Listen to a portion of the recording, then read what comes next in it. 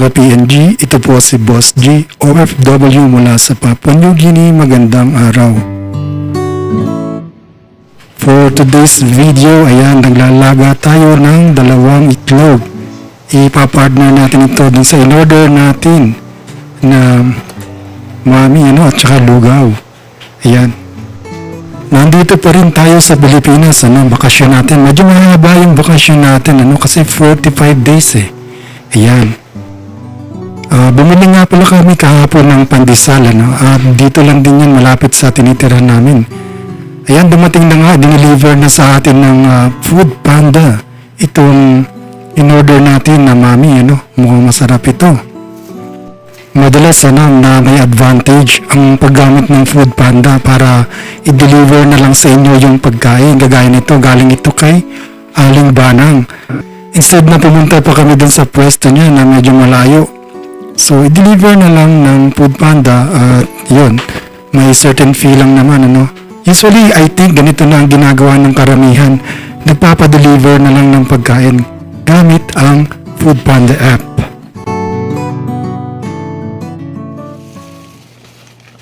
Yung pandesal naman, kapag nilagay mo yan sa ref, tapos pinainit mo sa microwave for 30 seconds up to 1 minute, ayan, lalambot siya, Yan ang kagandahan ng meron kang microwave oven. Kapag kasi oven lang, medyo titigas yung pandesal, sa microwave, lalambot siya. Pag naman ng sobrahan, magiging parang bato na siya sa tigas. Mamaya nga pala, aalis ulit kami at pupunta kami sa market, at titingnan namin kung ano ang palabas doon sa sinihan para makita natin. Parang palabas yata yung Demon Slayer. Ito nga pala yung elevator ng tinitirhan namin, 6th floor lang siya, pero ang galing, meron siyang sariling elevator, Hindi ka mapapagod maglakad sa hagdan.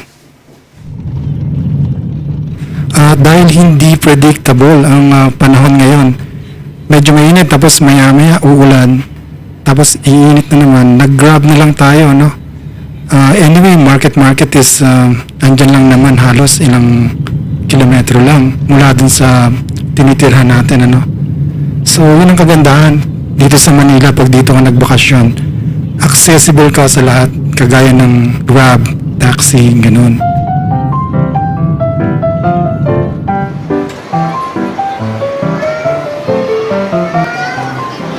Ayan, tapos na nga pala kaming manood ng sine, at hindi na ako nag-video dun sa gawing sinihan.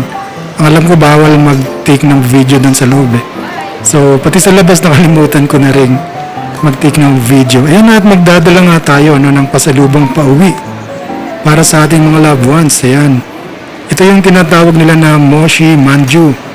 Isa itong Korean cake, at yung kanyang style is parang hot cake yung nasa labas, At yung fillings, yung kanyang palaman ay either choco fudge or pastillas de leche.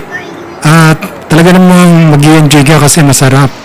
Bukod sa malambot, manamis-namis, yun, madali lang siyang kainin. Parang bite size na nga rin halos eh. At makikita nyo rito yung kanyang way ng pagluluto, halos automated na. Ayan, pauwi na nga kami, at nag-grab na lang ulit kami kasi umuulan medyo mahirap kung magmumotor ka o di kaya magko-commute. At dumaan nga pala muna kami sandali dito sa nagtitinda ng pizza malapit sa kanto ng tinitirhan namin, Anyway, gabi na at siguro po hanggang dito na lang ang video natin for today, mga ka-PNG, at sana po nakatulong ito sa mga aspiring OFW na pupunta sa Papua New Guinea. Salamat po sa panonood. Goodbye.